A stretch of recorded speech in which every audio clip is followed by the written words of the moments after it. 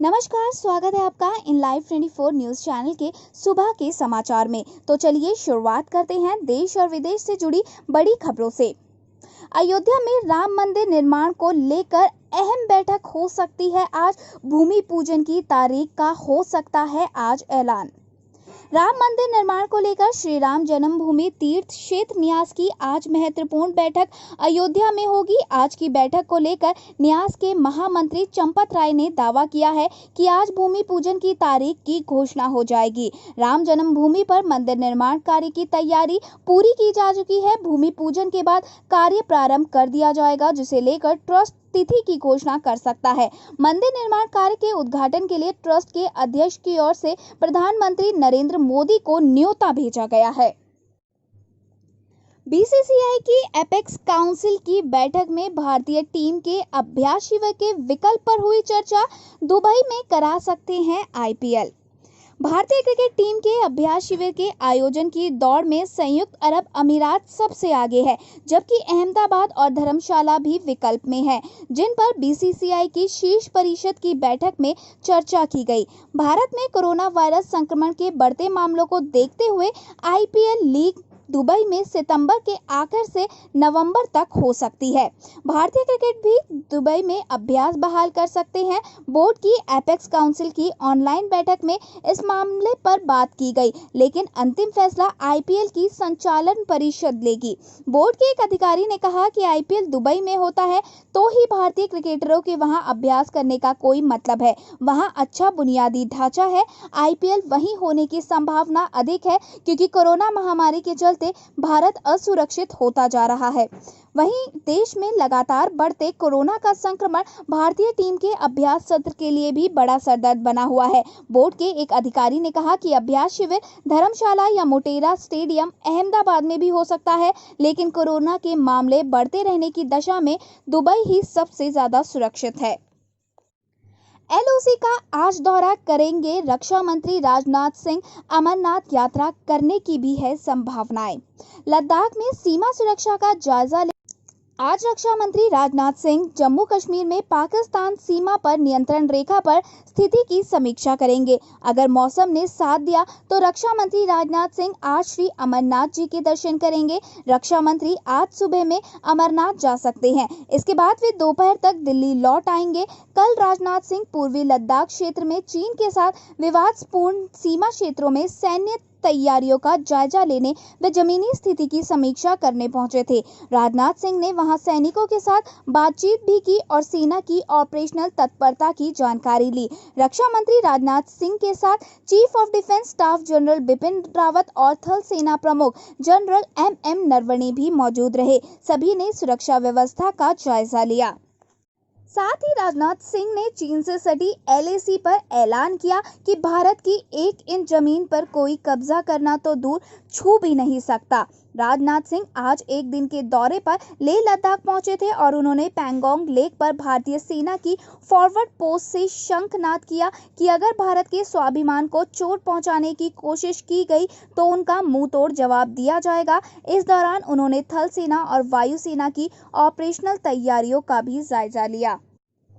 टिड्डियों का कहर अभी भी है जारी। 9 राज्यों के 3.5 लाख हेक्टेयर क्षेत्र में चलाया गया टिड्डी नियंत्रण अभियान। केंद्र ने शुक्रवार को कहा कि अब तक टिड्डी झुंडों के फैलाव को रोकने के लिए राजस्थान, मध्य प्रदेश, पंजाब, गुजरात, उत्तर प्रदेश, महाराष्ट्र, छत्तीसगढ़, हरियाणा और बिहार सहित 9 राज्यों के 3.5 लाख हेक्टेयर से अधिक क्षेत्रफल में उपाय किए गए हैं। कृषि मंत्रालय ने कहा कि 16 जुलाई की रात को राजस्थान, गुजरात और उत्तर प्रदेश में नियंत्रण अभियान चलाया गया था। भारतीय वायुसेना के हेलीकॉप्टर ने शुक्रवार को राजस्थान में बाड़मेर के रामसर क्षेत्र में एक टिड्डी विरोधी अभियान को अंजाम दिया। कृषि मंत्रालय के मुताबिक टिड्डी नियंत्रण अधिकारियों के द्वारा 16 जुलाई की रात को राजस्थान के 9 जिलों और गुजरात के कच्छ जिलों में 23 स्थानों पर टिड्डी नियंत्रण उपाय किए गए। इसके अलावा संबंधित राज्य के कृषि विभागों ने उत्तर प्रदेश के पीलीभीत जिले में 2 स्थानों पर और राजस्थान के पाली जिले में 1 स्थान पर नियंत्रण अभियान चलाया है। पंजाब में जारी है कोरोना का कहर। 9 और मरीजों की मौत के साथ 348 नए मामले आए सामने। पंजाब में शुक्रवार को कोविड-19 के कारण 9 और लोगों की मौत हो गई, जिससे मृतकों की कुल संख्या 239 हो गई। वहीं 348 नए मामले सामने आने से संक्रमित लोगों की संख्या बढ़कर 9,442 हो गई। मेडिकल बुलेटिन के मुताबिक लुधियाना और पटियाला में 2-2 और फिरोजपुर, SBS नगर, गुरदासपुर, तरनतारन और अमृतसर में 1-1 मरीज की मौत हुई है। पंजाब के मुख्यमंत्री अमरिंदर सिंह ने कोविड-19 संक्रमण की पुष्टि नहीं हुई है। 3 दिन पहले ही मंत्रिमंडल के उनके सहयोगी संक्रमित पाए गए थे। पंजाब के ग्रामीण विकास और पंचायत मंत्री त्रिपत राजेंद्र सिंह बाजवा मंगलवार को संक्रमित पाए गए थे। इसके बावजूद पंजाब के मुख्यमंत्री अमरिंदर सिंह कोविड-19 की पुष्टि नहीं हो पाई है। कोरोना वायरस से सबसे ज्यादा प्रभावित जिलों में से एक जालंधर में 78 नए मामले सामने आए हैं, जबकि लुधियाना में 62, पटियाला में 56, अमृतसर और होशियारपुर में 34, मोहाली में 14, मोगा में 15 और संगरूर में 11 नए मामले आए हैं। नए संक्रमित लोगों में लुधियाना में 6 पुलिसकर्मियों के अलावा अमृतसर और पटियाला में 1-1 डॉक्टर और मोगा के 5 कैदी शामिल है। बीमारी से उबरने के लिए 96 मरीजों को छुट्टी दे दी गई है, जो कि स्वस्थ हो चुके थे।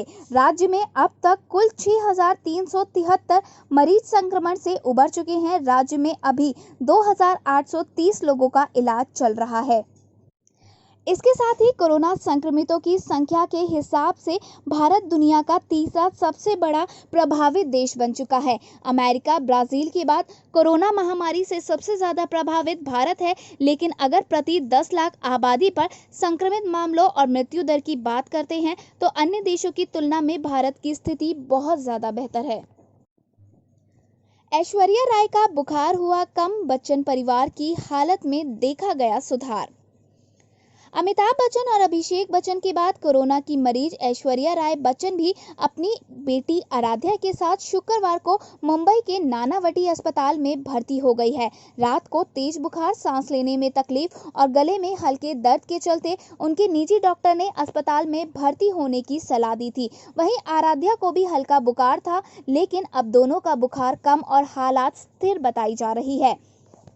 मिली जानकारी के अनुसार रात में ऐश्वर्या राय का बुखार काफी हद तक कम हो गया है और आराध्या बुखार उतर चुका है और दोनों की हालत अब स्थिर बताई जा रही है। गले में इन्फेक्शन की वजह से ऐश्वर्या राय की सर्दी खांसी भी बढ़ गई थी, जो दवाई लेने के बाद काफी हद तक कम हो चुकी है।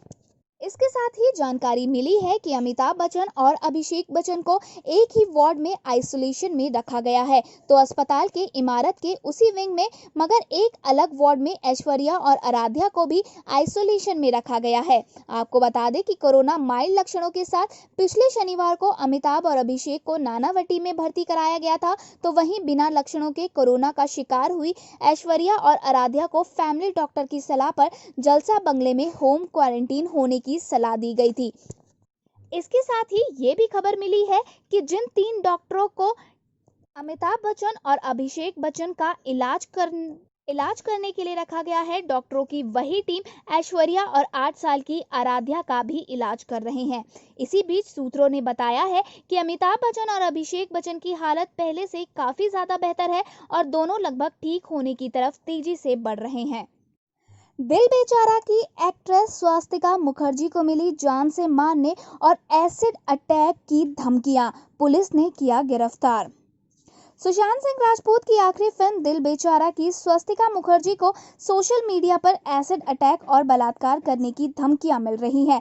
एक्ट्रेस ने इसके खिलाफ आवाज उठाई है और अपने हाल के इंस्टाग्राम पोस्ट के जरिए उन्होंने बताया कि सुशांत सिंह राजपूत के सुसाइड से जुड़े मामले में उनके खिलाफ फेक न्यूज के चलते लोग उन्हें जान से मारने और बलात्कार करने की धमकियां दे रहे हैं। उन्होंने इसके स्क्रीनशॉट भी शेयर किए हैं।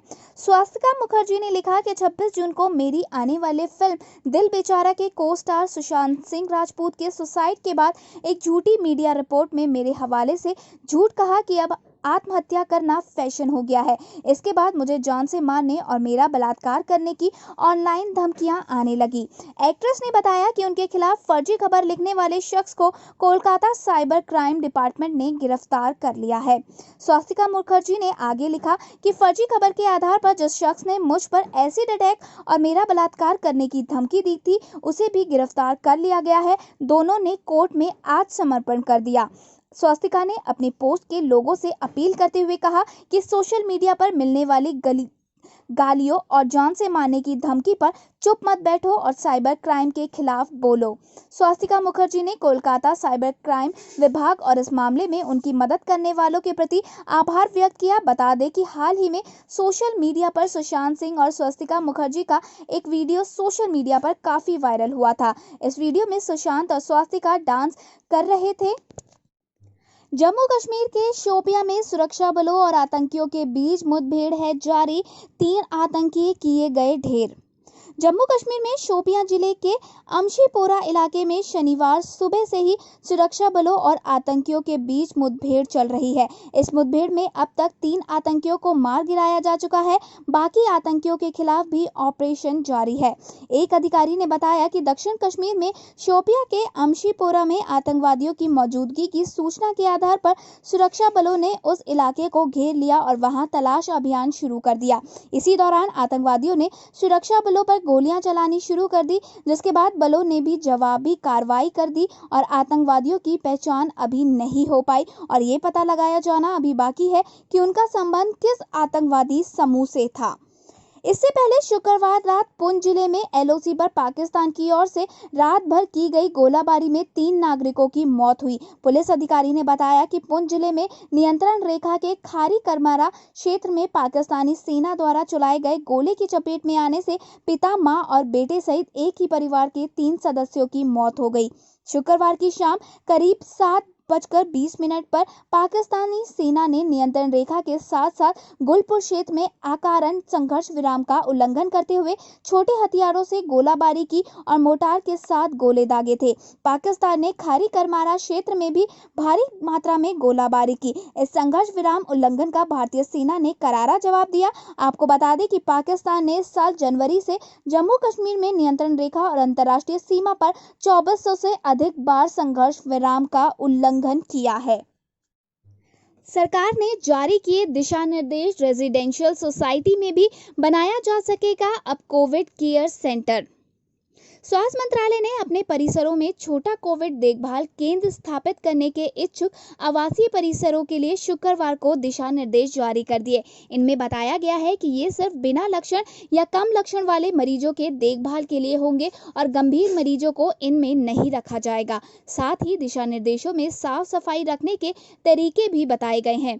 दिशा निर्देशों में कहा गया है कि ये कोविड देखभाल सुविधा केंद्र एक समर्पित स्वास्थ्य केंद्र की तरह काम करेगा, जिनमें इन्हीं आवासीय परिसरों के कोरोना वायरस संक्रमण के संदिग्धों, बिना लक्षण वाले रोगियों और हल्के लक्षण वाले रोगियों को रखा जाएगा। इसे RWA आवासीय सोसाइटी या गैर सरकारी संगठनों के संसाधनों का उपयोग कर स्थापित किया जाएगा। साथ ही दिशा निर्देशों में ये भी कहा गया कि ये सुविधा बुजुर्ग रोगी, बच्चे और कमजोर प्रतिरोधक क्षमता वाले रोगियों के लिए नहीं है। उन्हें उचित कोविड देखभाल स्वास्थ्य सुविधा में भर्ती कराया जाएगा। इसके अलावा दिशा निर्देशों में ये भी कहा गया है कि देखभाल केंद्र सोसाइटी के कम्युनिटी हॉल या किसी ऐसे फ्लैट में होना चाहिए तो आवासीय मकानों से अलग हो। साथ ही उसमें अलग अलग एंट्री और एग्जिट भी हो। साथ ही उनमें लगाए गए बेड के बीच की दूरी 3 फुट की हो और एंट्री पर सैनिटाइजर रखा हो और थर्मल स्क्रीनिंग की व्यवस्था भी हो। चीन में वायरस की जांच पर WHO ने कहा भेजी जाएगी जल्द ही बड़ी टीम, लेकिन ऐसा करना अभी संभव नहीं। विश्व स्वास्थ्य संगठन के आपातकालीन मामलों के प्रमुख डॉक्टर माइकल रेयान ने कहा कि जानवरों में कोरोना वायरस की उत्पत्ति की जांच के लिए इस महीने चीन में बड़ी टीम भेजने की उम्मीद करना अवास्तविक है। पिछले सप्ताह विश्व स्वास्थ्य संगठन के 2 अधिकारी दो अधिकारी कोविड-19 की उत्पत्ति का पता लगाने वाली टीम के हिस्से के तौर पर बीजिंग गए थे। विशेषज्ञों का मानना है कि ये वायरस पशुओं से मनुष्यों में आया है। भविष्य में ऐसी महामारी से बचने के लिए जांच की जा रही है। रियान ने कहा कि बड़ा दल चीन भेजने का प्रयास किया जा रहा है, लेकिन जल्द ही ऐसा किया जाने पर संदेह है ये बाद में भेजा जाएगा। विश्व स्वास्थ्य संगठन के 2 विशेषज्ञ बीजिंग के एक होटल में क्वारंटीन है। हालांकि WHO ने कहा कि मौजूदा दल के वुहान जाने की कोई योजना नहीं है। वुहान में ही पिछले साल दिसंबर में सबसे पहले इस वायरस का पहला मामला सामने आया था और शुरुआती हफ्तों में ये सबसे ज्यादा प्रभावित शहर था। संयुक्त राष्ट्र संघ ने चीन में इस वायरस की उत्पत्ति की जांच को लेकर कई बार मुद्दा उठाया गया था और शुरू में चीन इससे इनकार करता रहा, लेकिन बढ़ते दबाव के बाद चीन WHO की टीम के दौरे के लिए राजी हुआ था। चीन से शुरू हुए इस वायरस से देश में लगभग 4,500 लोगों की मौत हो गई, जबकि 82,000 से ज्यादा मामले संक्रमण के आए थे। 2025 तक ट्रेनों में वेटिंग लिस्ट खत्म करने की तैयारी। दिल्ली मुंबई और दिल्ली हावड़ा रूट पर 130 किलोमीटर की रफ्तार से चलेंगी ट्रेनें। भारतीय रेल अगले 3-4 साल में यात्री ट्रेनों और मालगाड़ियों को मांग के अनुसार चलाने में सक्षम हो जाएगी। इसके साथ ही ट्रेनों में वेटिंग लिस्ट टिकट का दौर भी खत्म हो जाएगा। रेल बोर्ड के अध्यक्ष विनोद कुमार यादव ने रेलवे के ढांचागत और आधुनिकीकरण की परियोजना की जानकारी देते हुए कहा कि साल 2023 तक पूर्वोत्तर के सभी राज्यों की राजधानियां रेल नेटवर्क से जुड़ जाएंगी। यादव ने वीडियो कॉन्फ्रेंसिंग से पत्रकार वार्ता में कहा कि 2025 तक रेलवे की यात्री व माल ढोने की क्षमता दोगुनी हो जाएगी और वो यात्री ट्रेन व मालगाड़ियों की मांग के अनुसार चला सकेंगे। इसके साथ 2024 तक निजी क्षेत्र की ट्रेनें भी आ जाएंगी। इससे वेटिंग लिस्ट खत्म हो सकेगी और सफर आसान हो जाएगा।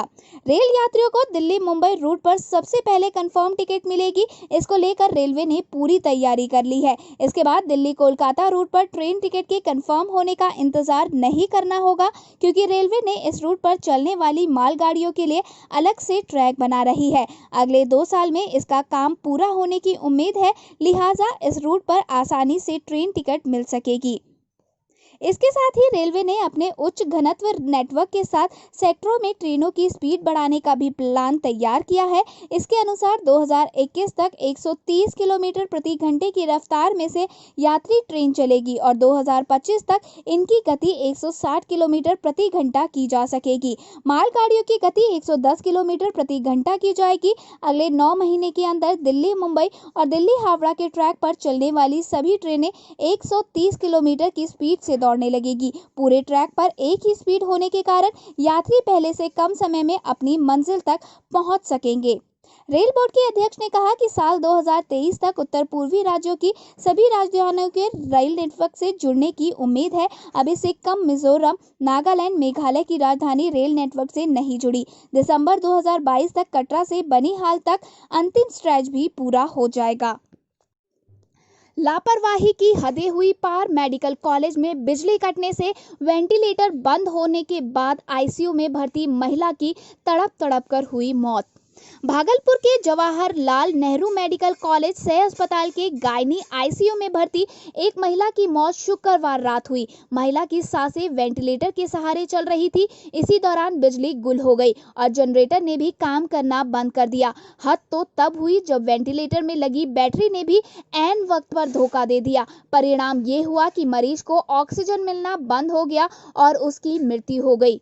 बूढ़ानाथ निवासी चंद्रशेखर प्रसाद की 55 वर्षीय पत्नी निर्मला देवी को शुक्रवार सुबह 9 बजे मायागंज अस्पताल के इमरजेंसी में भर्ती कराया गया था। डॉक्टरों ने गंभीर बीमारी को देखते हुए तत्काल ही गायनी आईसीयू में शिफ्ट कर दिया।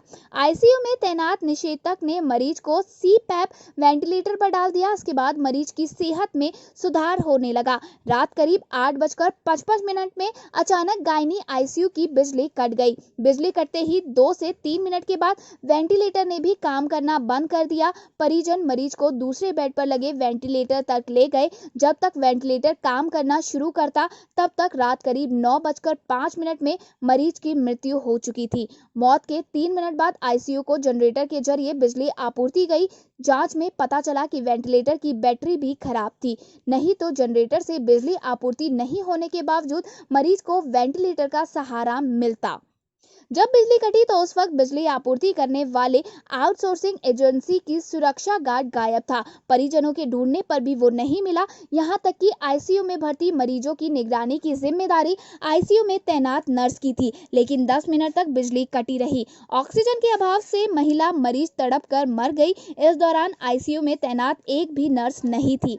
आईसीयू में 24 घंटे चिकित्सक की तैनाती का दावा अस्पताल प्रशासन द्वारा किया जाता है, लेकिन इस दौरान डॉक्टर भी गायब थे। वेंटिलेटर को अगर बिजली आपूर्ति नहीं थी, फिर भी वेंटिलेटर में लगी बैटरी के बूते चलना चाहिए था। प्रथम दृष्टया बिजली आपूर्ति करने वाली आउटसोर्सिंग एजेंसी गार्ड, आईसीयू में तैनात नर्स और डॉक्टर की लापरवाही लग रही है। इस मामले की जांच कराई जाएगी। दोषियों के खिलाफ कड़ी कार्रवाई की जाएगी। चुनाव आयोग ने बिहार में चुनाव को लेकर दलों से प्रचार के तरीकों पर 31 तक मांगे सुझाव। भारत निर्वाचन आयोग ने बिहार विधानसभा के आम चुनाव व उपचुनाव को लेकर प्रमुख मान्यता प्राप्त राजनीतिक दलों से कोरोना संकट को ध्यान में रखते हुए चुनाव प्रचार के तरीकों को लेकर सुझाव और सलाह मांगी है। आयोग के सचिव एनटी भूटिया ने शुक्रवार को जारी पत्र के माध्यम से 31 जुलाई तक सभी राजनीतिक दलों को सुझाव व सलाह देने के निर्देश दिए हैं, ताकि उसके आधार पर आयोग के द्वारा दिशा निर्देश जारी किए जा सके। आयोग ने कहा कि पूरे देश में कोरोना का संकट बना है। इसके साथ ही कोरोना संक्रमण को रोकने और उससे सुरक्षा से संबंधित कई प्रकार के दिशा निर्देश आपदा प्रबंधन कानून 2005 के तहत जारी किए गए हैं। इसी से जुड़ी हुई दिशा निर्देश राज्य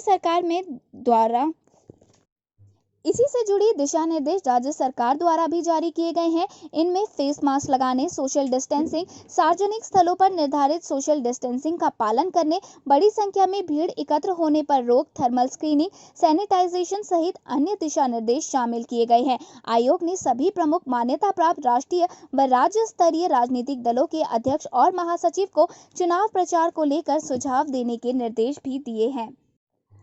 भारत ने चीन को दिया एक और झटका। दिल्ली मुंबई कॉरिडोर प्रोजेक्ट से चीनी कंपनी को किया बाहर। पूर्वी लद्दाख के गलवान घाटी में भारत चीन के बीच पैदा हुए तनाव के बाद केंद्र सरकार का चीन के खिलाफ आर्थिक प्रतिबंध लगाने का सिलसिला अभी जारी है। इस क्रम में सरकार ने कृषि क्षेत्र में प्रयोग होने वाले पावर टिलर व उपकरणों के आयात पर प्रतिबंध लगा दिया। वहीं सड़क परिवहन व राजमार्ग मंत्रालय ने सरकार के महत्वाकांक्षी ग्रीनफील्ड दिल्ली मुंबई कॉरिडोर परियोजना में 2 चाइनीज कंपनी को ठेके देने से मना कर दिया। सड़क परिवहन व राजमार्ग मंत्री नितिन गडकरी ने पिछले दिनों साफ कर दिया कि राष्ट्रीय राजमार्ग परियोजनाओं में चाइनीज कंपनियों को प्रत्यक्ष अथवा अप्रत्यक्ष प्रवेश करने की अनुमति नहीं दी जाएगी। यदि किसी चाइनीज कंपनी को ठेका मिला तो उसे रद्द कर दिया जाएगा अथवा लोवेस्ट 2 को कंपनी का ठेका दिया जाएगा।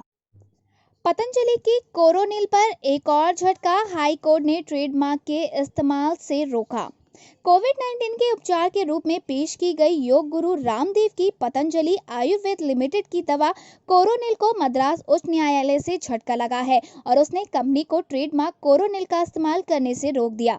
न्यायमूर्ति सीवी कार्तिकेयन ने चेन्नई की कंपनी अरुद्रा इंजीनियरिंग लिमिटेड की अर्जी पर 30 जुलाई तक के लिए ये अंतरिम आदेश जारी किया है। अरुद्रा इंजीनियरिंग लिमिटेड ने कहा कि कोरोनिल 1993 से उसका ट्रेडमार्क है। कंपनी के अनुसार उसने 1993 में कोरोनिल 213 एसपीएल और कोरोनिल 92B का पंजीकरण कराया था और वो तब से उसका नवीकरण करा रही है।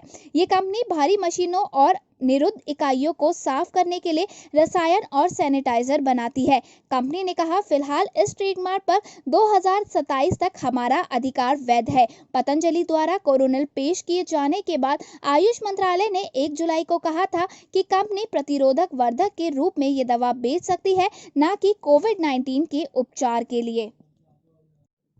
महिला शतरंज दुनिया की नंबर 1 हाउ यिफान को हराकर कोनेरू हम्पी पहुंची फाइनल में। भारत की शीर्ष खिलाड़ी कोनेरू हम्पी ने दुनिया की नंबर 1 खिलाड़ी चीन की हो यिफान को 6.5 से हराकर शनिवार को महिला स्पीड चेस टूर्नामेंट के चौथे और आखिरी चरण के फाइनल में प्रवेश कर लिया। विश्व रैपिड चैंपियन हम्पी ने कड़े मुकाबले में जीत दर्ज करी। दूसरे सेमीफाइनल में पूर्व विश्व चैंपियन रूस की एलेक्जेंड्रा कोस्तुकनियुक का सामना ईरान की सारा सादत खादेमाशेरियू से होगा। ये ग्रॉप प्री का अंतिम चरण में जिसमें 21 खिलाड़ी हिस्सा ले रहे हैं। प्रत्येक खिलाड़ी को 4 में से 3 चरण में हिस्सा लेना था। प्रत्येक चरण 16 खिलाड़ियों के बीच नॉकआउट आधार पर खेला गया। प्रत्येक चरण से खिलाड़ी को मिले अंकों को जोड़कर अंतिम अंक तालिका में उनकी स्थिति तय की जाएगी। जिन 2 खिलाड़ियों को कुल योग के आधार पर सर्वाधिक अंक मिलेंगे वे 20 जुलाई को होने वाले सुपर फाइनल के लिए क्वालिफाई करेंगी।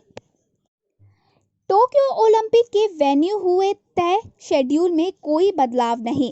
अगले साल होने वाले टोक्यो ओलंपिक के 42 वेन्यू तय हो चुके हैं और प्रतिस्पर्धा का कार्यक्रम वही रहेगा जो इस साल रहने वाला था।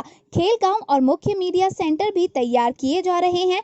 टोक्यो आयोजन समिति के अध्यक्ष याशिरो मोरी और सीईओ तोशिरो मूतो ने अंतर्राष्ट्रीय ओलंपिक समिति के सदस्यों को शुक्रवार को एक संदेश में ये जानकारी दी। उन्होंने एक ऑनलाइन सत्र में जापान से आईओसी सदस्यों से बात की। जापान में लगाए गए अनुमान के अनुसार एक साल के लिए टाले जाने से आयोजकों को 2 से 6 अरब तक का अतिरिक्त खर्च आएगा। ओलंपिक अधिकारियों ने कुल लागत का कोई अनुमानित आंकड़ा नहीं बताया। उद्घाटन समारोह 23 जुलाई 2021 को होगा, जबकि महिला सॉफ्टबॉल और फुटबॉल की स्पर्धाएं 21 जुलाई से होंगी। पुरुष फुटबॉल 22 जुलाई और तीरंदाजी तथा नौकायान 23 जुलाई से होगा। पहली पदक प्रतिस्पर्धा 24 जुलाई को महिलाओं की 10 मीटर एयर राइफल से होगी। भारत की सबसे अमीर महिला रोशनी नाडर मल्होत्रा अब बनी HCL की नई चीफ। HCL टेक के चेयरपर्सन का पद संभालते ही रोशनी नाडर मल्होत्रा भारत की सबसे अमीर महिला बन गई हैं। नोएडा की IT कंपनी HCL टेक्नोलॉजीज ने शुक्रवार को ये जानकारी दी। महज 38 साल की रोशनी के कंधों पर अपने पिता शिव नाडर की कंपनी को अब आगे बढ़ाने की जिम्मेदारी है। कंपनी ने बताया कि शिव नाडर अध्यक्ष पद की भूमिका से हट गए हैं और उनकी बेटी रोशनी नाडर मल्होत्रा तत्काल प्रभाव से उनकी जगह गैर कार्यकारी निदेशक होंगी। कंपनी ने बताया कि निदेशक मंडल ने शिव नाडर के स्थान पर उनकी बेटी और कंपनी की गैर कार्यकारी निदेशक रोशनी नाडर मल्होत्रा को बोर्ड और कंपनी की अध्यक्ष नियुक्त करने का फैसला किया है। उनकी नियुक्ति शुक्रवार से प्रभावी हुई। शिव नाडर ने पद से हटने की इच्छा व्यक्त की थी और वह मुख्य रणनीति अधिकारी के पदनाम के साथ कंपनी के MD बने रहेंगे। वहीं दिल्ली में पली बड़ी रोशनी नाडर मल्होत्रा को 2013 में भारत के तीसरे सबसे बड़े सॉफ्टवेयर निर्यातक कंपनी HCL टेक के बोर्ड में एक अतिरिक्त निदेशक के रूप में शामिल किया गया था। HCL टेक्नोलॉजीज और HCL इंफोसिस्टम की होल्डिंग कंपनी HCL कॉर्प के बोर्ड में उनकी नियुक्ति के 4 साल बाद ऐसा हुआ था। वन्य जीव और संरक्षण के प्रति रुचि रखने वाली रोशनी ने 2018 में हैबिट्स ट्रस्ट की स्थापना की थी। ट्रस्ट का उद्देश्य देश के प्राकृतिक आवासों और स्वदेशी प्रजातियों की रक्षा करना है, जिसमें स्थायी पारिस्थितिकी तंत्र बनाने और सुरक्षा का मुख्य मिशन है। प्रधानमंत्री ओली और प्रचंड में सुलह कराने के लिए नेपाल कम्युनिस्ट पार्टी ने आज बुलाई अहम बैठक। नेपाल की सत्तारूढ़ कम्युनिस्ट पार्टी ने शुक्रवार को निर्णय लिया कि प्रधानमंत्री KP शर्मा ओली और पूर्व प्रधानमंत्री पुष्प कमल दहल प्रचंड के बीच चल रही खींचातान का अंत करने के लिए शनिवार को यानी कि आज एक अहम बैठक बुलाई गई है। पार्टी द्वारा स्थायी समिति की बैठक को 5वीं बार रविवार तक के लिए स्थगित करने के कुछ घंटों बाद ही 9 सदस्यीय केंद्रीय सचिवालय की बैठक करने का निर्णय लिया गया। ओली और नेपाल की कम्युनिस्ट पार्टी के कार्यकारी अध्यक्ष प्रचंड की अगुवाई वाले असंतुष्ट गुट को बातचीत के लिए और समय देने के लिए ये निर्णय लिया गया है। प्रधानमंत्री के प्रेस सचिव सूर्य थापा के अनुसार रविवार को होने वाली 45 सदस्यीय स्थायी समिति की बैठक से पहले दोनों नेताओं की सहमति से एनसीपी ने सचिवालय की बैठक बुलाई है। पहले हुई बैठकों में ओली ने प्रचंड की अगुवाई वाले खेमे की मांग पर इस्तीफा देने या एनसीपी का अध्यक्ष पद छोड़ने से इनकार कर दिया था। पाकिस्तान के विदेश मंत्री शाह महमूद कुरैशी ने दिया बयान। पाकिस्तान कुलभूषण जाधव को तीसरी राजनयिक पहुंच प्रदान करने को है तैयार।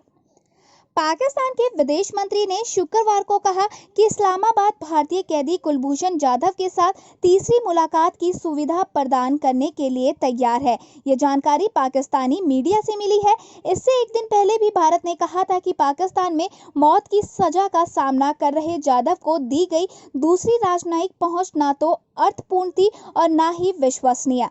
पाकिस्तान ने बृहस्पतिवार को भारतीय नौसेना के 50 वर्षीय सेवानिवृत्त अधिकारी जाधव को दूसरी राजनयिक पहुंच प्रदान की थी, जिसे पाकिस्तान की एक सैन्य अदालत ने जासूसी और आतंकवाद के आरोपों में अप्रैल 2017 में मौत की सजा सुनाई थी। भारत सरकार ने कहा था कि दूसरी राजनयिक पहुंच न तो अर्थपूर्ण थी और न ही विश्वसनीय तथा जाधव देखने में तनाव में लग रहे थे। विदेश मंत्रालय के प्रवक्ता अनुराग श्रीवास्तव ने बृहस्पतिवार को राजधानी दिल्ली में कहा था कि राजनयिक अधिकारियों को बैरोक्टेक निर्बाध और बिना किसी शर्त के जाधव तक पहुंच नहीं प्रदान की गई। पाकिस्तान के विदेश मंत्री कुरैशी ने हालांकि कहा कि भारतीय राजनयिक अधिकारियों को नई दिल्ली की इच्छा के अनुसार जाधव तक पहुंच प्रदान की गई। द एक्सप्रेस ट्रिब्यून की खबर के अनुसार कुरैशी ने कहा कि पाकिस्तान भारत को एक और राजनयिक पहुंच प्रदान करने को भी तैयार है। बीते एक दिन में ब्राजील से ज्यादा मामले भारत में आए। अब तक 10.5 लाख से ज्यादा हो चुके हैं संक्रमित, 26,000 से ज्यादा की हुई है मौत। आज अमेरिका के बाद सबसे ज्यादा कोरोना के मामले ब्राजील में नहीं बल्कि भारत में आए हैं। देश में कोरोना संक्रमितों की संख्या 10 लाख के पार पहुंच चुकी है। पिछले 24 घंटे में इस संक्रमण के सबसे ज्यादा 34,884 नए मामले देखे गए और 671 लोगों की मृत्यु हुई है, जबकि ब्राजील में 33,959 नए मामले आए हैं। भारत में कुल संक्रमितों की संख्या 10,38,716 हो चुकी है। इनमें से 3,58,692 एक्टिव केस हैं, तो वहीं 6,53,751 मरीज ठीक हो चुके हैं। 26,273 लोगों ने अब तक अपनी जान गंवाई है। कोरोना संक्रमितों की संख्या के हिसाब से भारत दुनिया का तीसरा सबसे प्रभावित देश है। अमेरिका, ब्राजील के बाद कोरोना महामारी में सबसे ज्यादा प्रभावित भारत है। लेकिन अगर प्रति 10 लाख आबादी पर संक्रमित मामलों और मृत्यु दर की बात करें तो अन्य देशों की तुलना में भारत की स्थिति बहुत बेहतर है। भारत में अधिक मामले अमेरिका, ब्राजील में है। देश में कोरोना मामले बढ़ने की रफ्तार दुनिया में तीसरे नंबर पर बनी हुई है। आंकड़ों के मुताबिक देश में इस वक्त 3.5 लाख कोरोना के एक्टिव केस हैं। सबसे ज्यादा एक्टिव केस महाराष्ट्र में है। महाराष्ट्र में 1 लाख से ज्यादा संक्रमितों का अस्पतालों में इलाज चल रहा है। इसके बाद दूसरे नंबर पर है तमिलनाडु, तीसरे पर पहुंच चुका है कर्नाटक, चौथे नंबर पर आंध्र प्रदेश और 5वें नंबर पे है दिल्ली। इन 5 राज्यों में सबसे ज्यादा एक्टिव केस है। एक्टिव केस मामले में दुनिया में भारत का चौथा स्थान है, यानी कि भारत ऐसा चौथा देश है जहां फिलहाल सबसे ज्यादा संक्रमितों का अस्पतालों में इलाज चल रहा है। 24 जुलाई को पृथ्वी के पास से गुजरेगा लंदन आई से बड़ा उल्कापिंड, नासा ने जारी की चेतावनी। खगोल जगत के लिए 24 जुलाई का दिन बेहद अहम माना जा रहा है। अमेरिकी स्पेस एजेंसी नासा ने चेतावनी जारी करते हुए बताया है कि 24 जुलाई को एक बेहद बड़ा उल्कापिंड पृथ्वी के समीप आएगा। नासा की चेतावनी के मुताबिक ये उल्कापिंड आकार में बेहद बड़ा और संभवतः खतरनाक भी सिद्ध हो सकता है। जानकारी के मुताबिक ये उल्कापिंड लंदन के प्रसिद्ध लैंडमार्क और पर्यटक स्थल लंदन आई से भी बड़ा होगा। आपको बता दें कि लंदन आई की ऊंचाई 443 फीट की है। पृथ्वी के पास से गुजरने वाला उल्कापिंड लंदन आई से आकार में 50% बड़ा भी हो सकता है। 24 जुलाई को पृथ्वी के पास से आने वाले इस उल्कापिंड को एस्ट्रॉइड 2020 ND नाम दिया गया है। ये आकार में 170 मीटर बड़ा होगा। ये उल्कापिंड जिस वक्त पृथ्वी के पास से गुजरेगा उस वक्त इसकी रफ्तार करीब 48,000 किलोमीटर प्रति घंटे की होगी। ये एस्ट्रॉइड पृथ्वी ग्रह की 0.034 AU की रेंज के अंदर तक आएगा। एक एस्ट्रोनॉमिकल यूनिट 150 मिलियन किलोमीटर के बराबर होती है, यानी कि जितनी दूरी पृथ्वी और सूरज के बीच है। नासा के मुताबिक संभावित खतरनाक क्षुद्र ग्रह को उन मापदंडों के आधार पर परिभाषित किया गया है जो पृथ्वी के करीब आने के लिए क्षुद्र ग्रह की क्षमता को मापते हैं। वैज्ञानिकों ने कहा है कि अक्सर धरती के पास से ऐसा उल्का गुजरते रहते हैं। कुछ उल्का काफी छोटे होते हैं तो कुछ काफी बड़े होते हैं, लेकिन इतने बड़े उल्का कभी कभी आते हैं। आपको बता दें कि वैसे तो उल्का के रास्ते बदलने की संभावनाएं कम होती हैं, लेकिन अगर जरा सा भी रास्ता बदला या फिर धरती के गुरुत्वाकर्षण ने उल्का को आकर्षित किया तो दुनिया के लिए बहुत बड़ी समस्याएं पैदा हो सकती है। इसलिए दुनिया भर के वैज्ञानिक इस उल्का पर अपनी अपनी नजर रखे हुए हैं। बाइडेन ने कहा कि अमेरिकी राष्ट्रपति चुनाव में रूस और चीन हस्तक्षेप करने की कोशिश कर रहे हैं। अमेरिका में राष्ट्रपति पद के चुनाव के लिए डेमोक्रेटिक पार्टी के संभावित उम्मीदवार जो बाइडेन ने कहा कि उन्हें ऐसी खुफिया जानकारी मिली है कि रूस, चीन और अन्य दुश्मन देश नवंबर में होने वाले चुनाव में हस्तक्षेप करने की कोशिश कर रहे हैं। बाइडेन ने निधि जुटाने के लिए एक डिजिटल कार्यक्रम को शुक्रवार रात संबोधित करते हुए ये बात कही। हालांकि उन्होंने किसी तरह का कोई सबूत या सटीक जानकारी नहीं दी है। बाइडेन ने शुक्रवार को कहा कि मैं अब जानता हूं क्योंकि मुझे फिर से गोपनीय सूचना मिल रही है।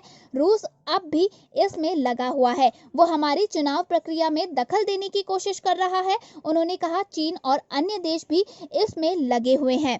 व्हाइट हाउस और राष्ट्रीय सुरक्षा परिषद ने बाइडेन के बयान पर अभी कोई प्रतिक्रिया नहीं दी है। फोन करने पर बाइडेन के प्रवक्ता ने और जानकारियां अभी देने से इनकार कर दिया। साथ ही बाइडेन ने फिर से आरोप लगाया है कि ट्रंप डाक विभाग का वित्त पोषण रोकने की कोशिश कर सकते हैं ताकि वे मतपत्रों से चुनाव ना करा सके। अमेरिका में राष्ट्रपति पद के चुनाव में डेमोक्रेटिक पार्टी के संभावित उम्मीदवार जो बाइडेन ने पुएर्तो रिको में पार्टी का प्राइमरी चुनाव कुछ दिन पहले ही जीत लिया है। प्राइमरी चुनाव अमेरिकी राष्ट्रपति चुनाव की पहली सीढ़ी के रूप में माना जाता है। विभिन्न राज्यों में प्राइमरी चुनाव के जरिए पार्टियां अपने प्रबल दावेदार का पता लगाती है। बाइडेन का मुकाबला 7 अन्य उम्मीदवारों से था, लेकिन सभी ने खुद को पहले ही इस दौड़ से बाहर कर लिया। पुएर्तो रिको के निवासी अमेरिकी नागरिक होते हैं, वे आम चुनाव में मतदान नहीं कर सकते। पाक विधायक ने कहा पाकिस्तान का हिंदू समुदाय इस्लामाबाद में कृष्ण मंदिर के निर्माण का करेगा स्वागत। पाकिस्तान के खैबर पुख्तनख्वा में प्रांत में सत्तारूढ़ दल पाकिस्तान तहरीक ए इंसाफ के एक विधायक ने विधानसभा में कहा कि देश का अल्पसंख्यक समुदाय इस्लामाबाद में कृष्ण मंदिर के निर्माण का स्वागत करेगा। विधायक एमपीए रवि ने खैबर पख्तूनख्वा में विधानसभा में कहा कि पाकिस्तान में अल्पसंख्यकों को समान अधिकार प्राप्त है और वे बहुसंख्यक समुदाय के साथ शांतिपूर्ण सह अस्तित्व के साथ रह रहे हैं। पाकिस्तान सरकार ने इस्लामाबाद में पहले कृष्ण मंदिर के निर्माण के लिए 10 करोड़ रुपए के अनुदान को मंजूरी दी है। इस मंदिर का निर्माण H9 प्रशासनिक खंड में 20,000 वर्ग फुट भूमि पर किया जाएगा। रवि ने कहा हम सरकार के फैसले का स्वागत करेंगे क्योंकि ये कानून और देश के संविधान के अनुसार होगा। पाकिस्तान में अल्पसंख्यकों को समान अधिकार प्राप्त है और वे बहुसंख्यकों के साथ शांतिपूर्ण सह अस्तित्व के साथ रह रहे हैं। मुसलमानों और हिंदुओं के बीच मतभेद पैदा करने वालों के खिलाफ कार्रवाई की जानी चाहिए। वहीं पाकिस्तान ने अपने कब्जे वाले कश्मीर की यात्रा के लिए ब्रिटेन के एक संसदीय समूह को 30 लाख पाकिस्तानी रुपए दिए हैं। ये समूह मुख्य रूप से कश्मीर में मानवाधिकारों के उल्लंघन को उजागर करता है। ऑल पार्टी पार्लियामेंट्री ग्रुप के रजिस्टर से पता चला है कि all party parliamentary group on Kashmir को 18 फरवरी को पाकिस्तान सरकार ने 29.7 रुपए से 31.2 लाख पाकिस्तानी रुपए के बीच मिले हैं। ये धन समूह को 18 से 22 फरवरी के बीच पीओके की दौरा करने के लिए दिए गए। इस समूह की अध्यक्ष लेबर सांसद डेबरी अब्राहम है। धन्यवाद। अभी के लिए बस इतना ही। आगे की और बड़ी खबरों के लिए जुड़े रहिए हमारे साथ Live 24 न्यूज चैनल में। अगर ये वीडियो पसंद आई हो तो प्लीज लाइक और दोस्तों के साथ इसे शेयर करना ना भूलें और जाने से पहले हमारे चैनल को सब्सक्राइब जरूर करते जाएं।